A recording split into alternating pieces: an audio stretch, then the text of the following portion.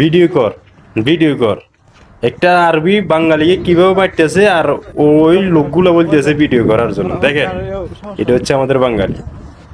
কোথায় জানি না, আমি সৌদি আরব বা কুয়েত বা দুবাই কোথায় জানি না। এই ভিডিওটা আসলে সবাই দেখার জন্য অনুরোধ রইল। প্রবাসীরা কিভাবে টর্চার হইতেছে প্রতিনিয়ত, প্রতি মুহূর্ত। এই বাঙালি লোকটা কিন্তু চাইলে লোকটাকে আরবি লোকটাকে মারতে পারতো। দেখেন, ওই বাঙালি লোকটার শৈলী শক্তি অনেক বেশি, কিন্তু সে এতারাম করি সম্মান করে তার গায়ে হাত দিচ্ছে না। তারপরেও লোকটা কিন্তু ভালো মারতেছে।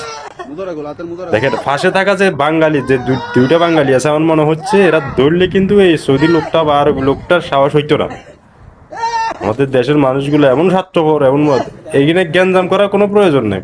যেহেতু লোকটা খেপে গেছে বা কোনো একটা অন্যায় করছে, তার হইতে পারে আর হইতে পারে কোনো একটা জ্ঞানজাম অবশ্য হয়েছে, কিন্তু তারা মীমাংসা না করে ভিডিও নিয়ে ব্যস্ত। দেখেন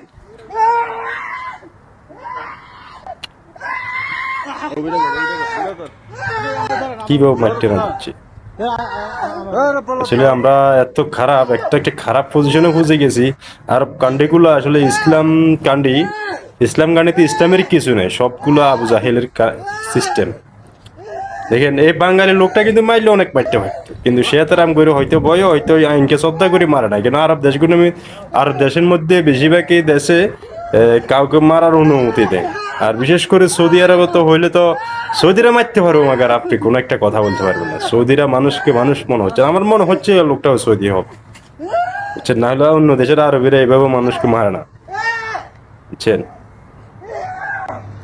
যারা কুয়েত থাকেন বা সৌদি আরবে থাকেন, তারা দেখলে বুঝতে পারবেন, গাড়ির সে প্লেট নাম্বার দেখলে বুঝতে পারবেন সৌদি নাই কুয়েতে। আসলে ভিডিওটা দেখে আমার কাছে অনেক খারাপ লাগছে, অনেক খারাপ লাগছে। তারপরে তো হয়তো কিছু করতে পারবো না, তবে দেখে দেখে হয়তো একটু দুঃখ প্রকাশ করতে পারবো এটা। তবে আমার রাগ হচ্ছে ফাঁসে থাকা বাঙালির উপরে। এরা কেন এটা ভিডিও ধারণ করতে কিছু করতেছে না, অথচ মারার প্রয়োজন নাই, আরবিকে মারার প্রয়োজন না। যারা যারা ধরলে বা কি সমস্যা কেন মারতেছে সেগুলো বললে হয়তো আরবিটা হয়তো ওনাকে না মারতে পারতো। ঠিক আছে, তো ভিডিওটা সবার মধ্যে শেয়ার করে দেন। আসলে কার কাছে কেমন লাগছে কমেন্টের মধ্যে বলবেন।